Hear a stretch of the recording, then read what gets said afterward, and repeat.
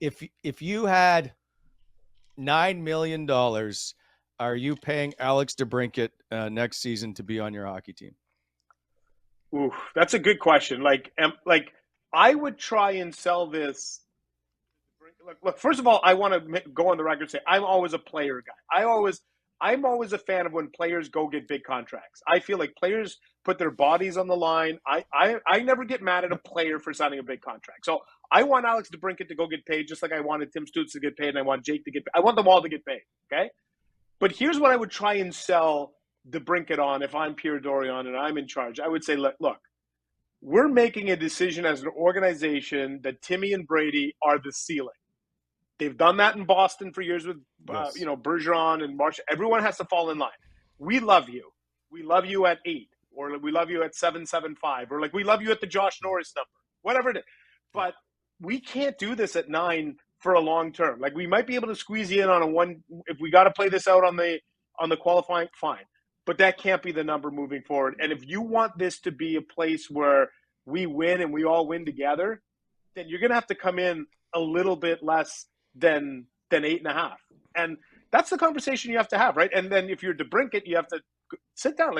And I had a good chat with him today. Like, he's got a young baby and his wife. They got to make a decision, right? They've come to a new country. They have to decide, is this what we like? But he's such a chill guy. Like he doesn't strike me as the type of guy that's like he's looking for Broadway or he's looking for a big market. Like I think he just wants to go where he's respected, where he loves his teammates, and he has a chance to win. And I do think that that's Ottawa.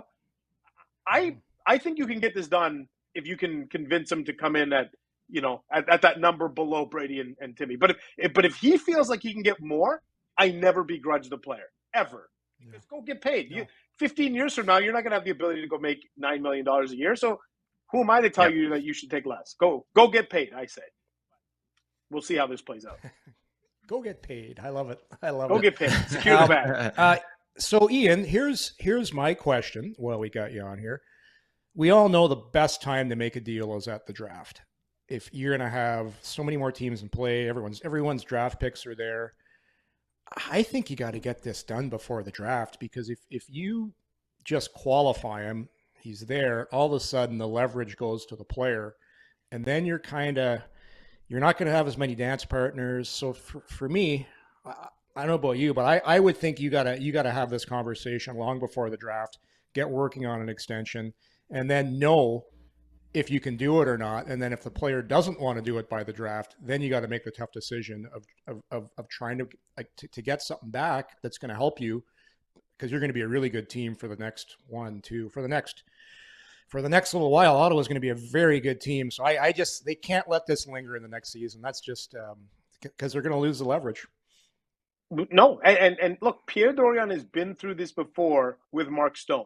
This was Mark Stone to a T, where you basically walk that guy into unrestricted free agency, and then had to make sort of I don't want to say panicked move, but certainly a move under duress at the deadline with Vegas, right? And so you don't want to do that. You don't want to get to next February, and what if you're not in a playoff spot and you've got DeBrincat and now you got to flip him out? It's not ideal, right? I'm with you. I think option A is you try and sign him 7 times 8, 8 times 8, whatever it is. If you can't do that, I do think that the time to move him would be now. And then you can try and sell your fan base on, hey, those 30 goals or whatever that you're missing from him, we're going to get those back with Josh Norris. And when Josh comes back, we'll get those goals back. And we need to address some other areas. Fine. But I'm with you. Every day that moves on from today forward, the leverage swings into the DeBrincat camp's favor. Like Jeff Jackson's got to just be sitting back and saying, okay, like, what do you want? This is all, they get to call the shots here. But that's the beauty of unrestricted free agency. Like, this is why players this is why Jeff Jackson structured Alex's contract the way he did a few years ago. And Chicago's probably thinking, thank God this isn't our mess to inherit. Yeah. This is why Craig Oster did Matt Tkachuk's contract same way. Like, give your client a ton of leverage in his final year of RFA, and this is exactly what's happened for DeBrincat. So let me ask you this, and I'll tell you, Ian, Bobby, Wally, you got a player that's this young. He scored 40 goals. Why in the first place would Chicago get rid of him then?